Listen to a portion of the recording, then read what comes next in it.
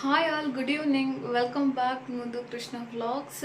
ಎಲ್ಲರೂ ಹೇಗಿದ್ದೀರಾ? ಚೆನ್ನಾಗಿದ್ದೀರಾ ಅಂತ ಭಾವಿಸ್ತಾ ಇವತ್ತಿನ ವಿಡಿಯೋದಲ್ಲಿ ನಾನು ಆ್ಯಕ್ಚುಲಿ ಎಳ್ಳುಂಡೆ ಮಾಡೋದು ಹೇಗೆ ಅಂತ ಹೇಳ್ಕೊಡ್ತೀನಿ.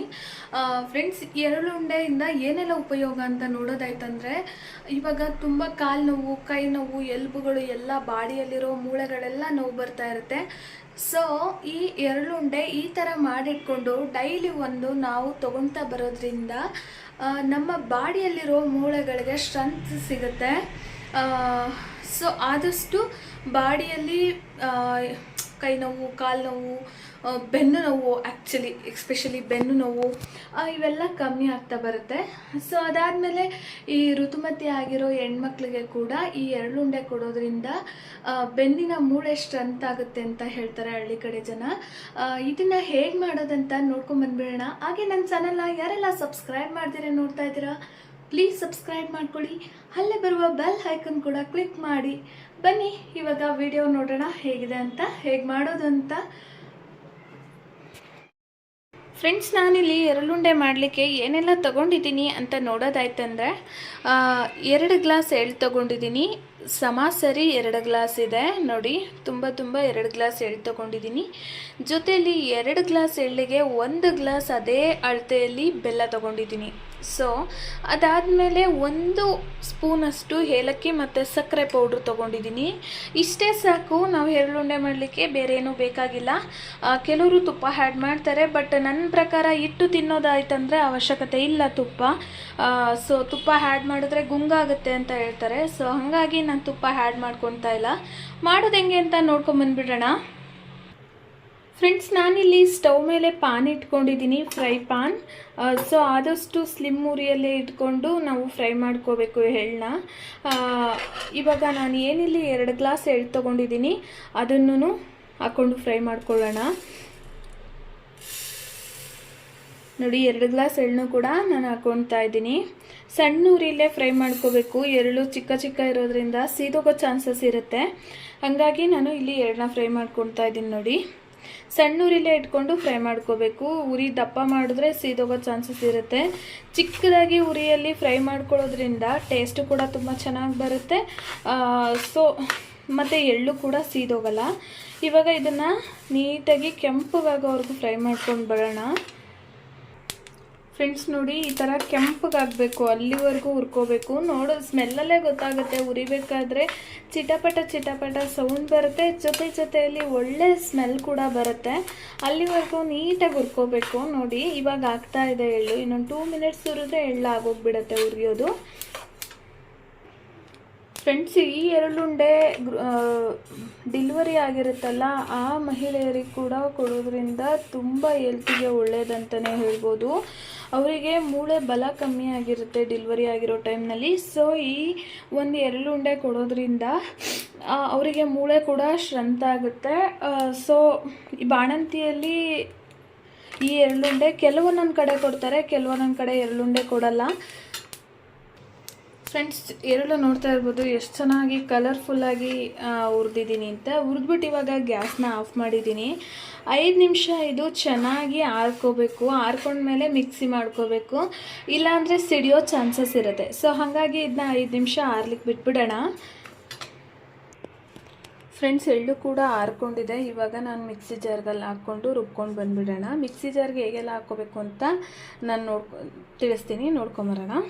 ಫ್ರೆಂಡ್ಸ್, ಎಳ್ಳು ಏನಿದೆ ಅಷ್ಟು ಕೂಡ ಇವಾಗ ಮಿಕ್ಸಿ ಜಾರಲ್ಲಿ ಹಾಕ್ಕೊಳ್ಳೋಣ. ಸ್ವಲ್ಪ ಬಿಸಿ ಇದೆ. ಸ್ವಲ್ಪ ಬಿಸಿ ಆರಿದ ಮೇಲೆ ಹಾಕ್ಕೊಳ್ಳಿ. ಸ್ವಲ್ಪ ಬೆಚ್ಚಗಿದೆ. ಬಿಸಿ ಅಂದರೆ ಅಂಥ ಬೆಂದೋಗೋ ಥರ ಬಿಸಿ ಅಲ್ಲ, ಬೆಚ್ಚಗಿದೆ. ನೀವು ಆರೋವರೆಗೂ ಟೈಮ್ ಇದೆ ನಿಮಗೆ ಅಂದರೆ ಆರಿಸ್ಬಿಟ್ಟೆ ಹಾಕ್ಕೊಳ್ಳಿ. ಇವಾಗ ಅದನ್ನು ಸರ್ವ್ ಮಾಡ್ಕೊಬಿಡೋಣ ಎಲ್ಲ ಮಿಕ್ಸಿ ಜಾರ್ಗೆ. ಫ್ರೆಂಡ್ಸ್, ನಾನು ಹಾಕ್ಕೊಂಡಿದ್ದೆ 2 ಗ್ಲಾಸ್ ಎಳ್ಳಲ್ಲಿ ಹುರಿದು ಎತ್ತಿಟ್ಕೊಂಡಿರೋದು, ರುಬ್ಲಿಕ್ಕೆ ಹಾಕ್ಕೊಂಡಿರೋದು ಎಳ್ಳು ಬಂದು 1.5 ಗ್ಲಾಸ್ ಎಳ್ಳಿದೆ. ಇನ್ನು ಅರ್ಧ ಗ್ಲಾಸ್ ನಾನು ಇಲ್ಲೇ ಉಳಿಸ್ಕೊಂಡಿದ್ದೆ. ಈ ಎಳ್ಳು ನನಗೆ ಬೇಕು, ಲಾಸ್ಟಿಗೆ ಯೂಸ್ ಆಗುತ್ತೆ ಅದು ಎಳ್ಳು. ಸೊ ಇಷ್ಟು ಬೇಡ ಅಂದರೆ ಇನ್ನು ಸ್ವಲ್ಪ ಬೇಕಾದರೂ ಕಮ್ಮಿ ಮಾಡ್ಕೋಬೋದು. ಓಕೆ ಎಳ್ಳು ನಾವು ಉಂಡೆ ಕಟ್ಟಬೇಕಾದ್ರೆ ಒಂದೊಂದು ಎಳ್ಳು ಹಂಗೆ ತಿನ್ನಬೇಕಾದ್ರೂ ಸಿಕ್ಕಿದ್ರೆ ಚೆನ್ನಾಗಿರುತ್ತೆ. ಉಂಡೆ ಕಟ್ಟಿದಾಗ ನೋಡ್ಲಿಕ್ಕೆ ಕೂಡ ಚೆನ್ನಾಗಿರುತ್ತೆ ಉಂಡೆ ಎಳ್ಳು ಹಾಕೋದ್ರಿಂದ. ನಾನು ಇಷ್ಟಕ್ಕೆ ಏನೆಲ್ಲ ಹಾಕಿ ರುಬ್ಕೊಬರೋದಂತ ಹೇಳ್ತೀನಿ. ಫ್ರೆಂಡ್ಸ್, ಏನು ತೆಗೆದಿಟ್ಟಿದ್ದೆ ಬೆಲ್ಲ ಅದು ಕೂಡ ಹಾಕ್ಕೊತಾ ಇದ್ದೀನಿ. ಬೆಲ್ಲ 1 ಕಪ್ ಬೆಲ್ಲ ಆ್ಯಡ್ ಮಾಡ್ಕೊತಾ ಇದ್ದೀನಿ. ಫ್ರೆಂಡ್ಸ್, ಅದಾದಮೇಲೆ ನಾನಿಲ್ಲಿ ಏನು ಏಲಕ್ಕಿ ಪುಡಿ ತೆಗ್ದಿಕ್ಕಿದ್ನಲ್ಲ, ಇದು ಆಪ್ಷನಲ್, ನಿಮ್ಮ ಅನುಕೂಲ ಇದ್ದರೆ ಹಾಕ್ಕೊಳ್ಳಿ, ಇಲ್ಲಾಂದರೆ ಬೇಡ. ಹೀಟ್ ಅನ್ನೋರು ಏಲಕ್ಕಿ ಪುಡಿ ಬೇಡ, ಇಲ್ಲ ನಮಗೆ ಆ ಸ್ಮೆಲ್ ಇಷ್ಟ ಇಲ್ಲ ಅನ್ನೋರು ಕೂಡ ನಾವು ಸ್ಕಿಪ್ ಮಾಡ್ಕೋಬೋದು. ನನಗೆ ಏಲಕ್ಕಿ ಪೌಡ್ರ್ ಹಾಕಿದ್ರೆ ಏನೋ ಎಳ್ಳುಂಡೆಯಲ್ಲಿ ಸ್ವಲ್ಪ ಟೇಸ್ಟ್ ಏನನ್ಸ್ ಆಗುತ್ತೆ ಅನ್ನೋ ಕಾರಣಕ್ಕೆ ಏಲಕ್ಕಿ ಪುಡಿ ಹಾಕ್ಕೊತೀನಿ ನಾನು. ಸೊ ಇದಾದಮೇಲೆ ಎಲ್ಲ ನಾವು ಯಾವ ಥರ ಜರಡಿ ನುಣ್ಣಗೆ ಮಾಡ್ಕೊಬರ್ಬೇಕಂತ ನೋಡ್ಕೊಬರೋಣ.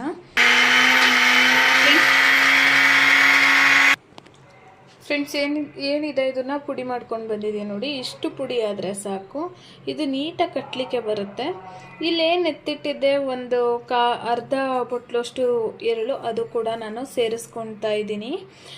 ಸೇರಿಸ್ಕೊಂಡು ಒಂದೊಳ್ಳೆ ಮಿಕ್ಸ್ ಮಾಡ್ಕೋಬೇಕು, ನೀಟಾಗಿ ಮಿಕ್ಸ್ ಮಾಡ್ಕೊಳ್ಳೋಣ.